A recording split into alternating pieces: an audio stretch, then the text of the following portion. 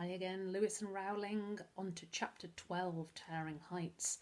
I wonder what fate has in store for Darcus. The butler escorted Darcus into Towering Heights. It was a cathedral of white, punctuated by polished steel, glossy back fixtures, and red fabric. It reminded Darcus of a modern art gallery. He was led to a sweeping staircase with a blood-red carpet and ebony banister, and they climbed up 2 flights of stairs to the second floor, passing landings displaying globular sculptures of glass and aluminium. The butler pointed at a door on the landing ahead of him, and Darcus stepped up to it as the butler melted backwards and disappeared. Darcus knocked on the door, his heart in his mouth. There was no response, so he gently pushed and the door swung open. "Hello?" The room was dark. "I knew you'd come," a voice said from the darkness. "You did?" Darcus strained to see who was speaking. A spotlight flickered on, lighting a Persian rug in the centre of the room. "I could tell from the first time our eyes met that you'd follow me to the ends of the earth." Novak Cutter stepped into the spotlight. She was wearing a white floor-length dress, her platinum curls sculpted around her face, and an ostrich feather boa draped over her shoulders. She placed the back of her delicate hand on her forehead, letting the feather boa slide to the floor. Relieved, Darcus came forward in the room and picked it up. He opened his mouth to speak. "No," she whispered, covering his mouth with her hand. "Don't say it. There can never be anything between us. I'm promised to another." "What?" "Don't pretend you don't love me." Novak clutched her hands to her chest as if her heart was trying to fly away. "Sorry, but..." Darcus dropped the boa and stepped backwards. You've got that wrong." "You heartless beast." She looked straight at him. "Your eyes." She reached out her arms. "They call out to me." "They do?" Darcus shuffled backwards towards the door. "It's not on purpose." "You can't leave." Novak collapsed to her knees and began to weep. Please don't cry." Darcus looked about nervously. "I'm sure you're very nice, but I don't know you." "I'm Novak Cutter," she sobbed. "I know your name. You picked up my card." Darcus nodded and wondered whether now would be a good time to bring up the Beatles. "And you came here?" Novak's eyes sparkled with tears. "Why?" she whispered. "This may sound strange. You don't need to explain," she said, shuffling closer. "You've come to set me free from this prison." "Are you a prisoner?" Darcus looked about in alarm. The room was dark, the curtains closed. He couldn't see if there were any bars on the windows. "Let's run away together to Africa. We'll hunt lions and sleep out under the stars," Novak said in a dreamy voice, moving closer, still on her knees. "Why are you talking all crazy?" "Oh, my darling," she threw her arms around Darcus's legs. "You love me. I know you do." Flustered, Darcus tried to step out of her grasp, lost his balance and fell on the floor. "Go! What are you doing?" "Say you love me," she cried out, clinging to his ankles. "No, I won't. Stop it," Darcus shouted crossly. "I don't love you." He tried to crawl away. "I was going to ask for your help, but you're obviously bonkers." "There's no need to be rude," Novak said sharply, letting go of him. She got up and brushed herself off. "You could at least have the decency to pretend you loved me." "But I don't love you." "I heard you the first time." She turned away. "There's no need to rub it in." Darcus had never been so confused. "When I saw you across the street, looking all lovesick..." "I wasn't lovesick." "I thought you'd come to see me because I blew you that kiss. I even put on my best dress." She smoothed down the satin of her skirt.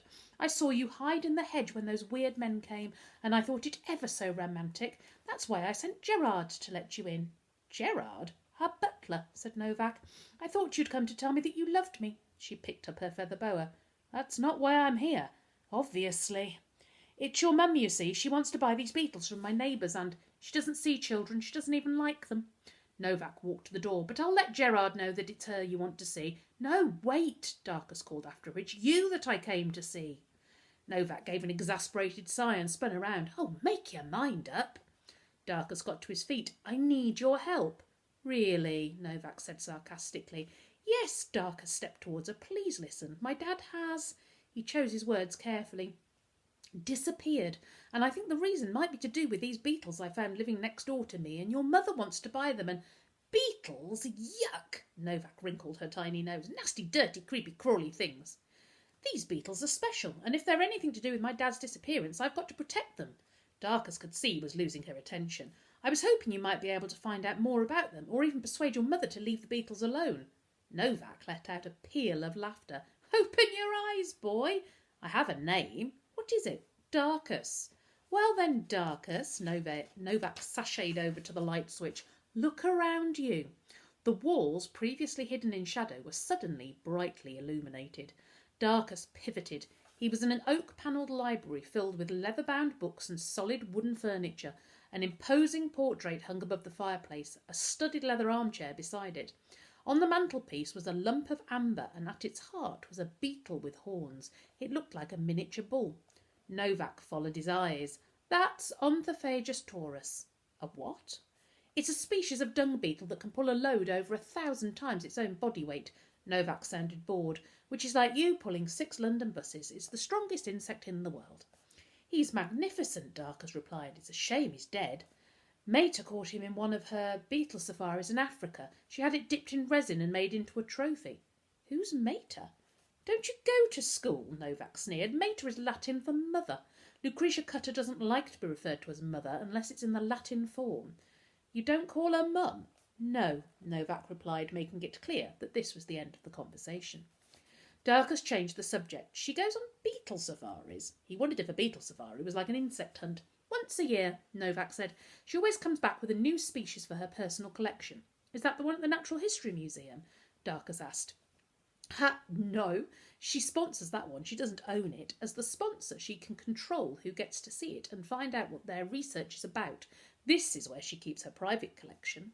Who's that? Darkus pointed at the portrait. That is Sir Charles Darwin by Grayson and Grayson. It's made of the thorax and wing casings of scarab beetles. Novak sounded like she was reading from a textbook. In those drawers, she pointed to a deep cabinet that stretched along the only wall without books, is the Carson Coleoptera collection from 1903, containing beetles from East Asia. Darkus pulled open one of the thin wooden drawers. Inside, hundreds of brightly coloured beetles were lined up next to each other. Each had a pin stuck through its right elytron, like the specimen trays in the museum. The carpet and curtains, Novak was relishing her TV voiceover persona and speaking in an exaggerated sing-song tone, are made of silk from worms and stained red by the blood of the cochineal bug, which isn't a beetle, although many people think it is. Darkus looked around. This room, with its heavy red curtains and brown leather armchairs, was grander than the room at the museum, but really it was the same, a room filled with dead beetles. Each leather-bound volume in this, the personal library of Lucretia Cutter, Novak was dancing around the room now, is part of the rare scientific collection of books mapping the history of beetle evolution.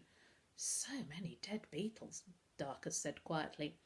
Yeah, gives me the creeps, Novak said in a normal voice, but I would rather they were dead than alive. How can you say that? Darkus asked, surprised. Beetles are amazing. Novak screwed up her face. No, they're all creepy and crawly and gross. You aren't looking at them properly.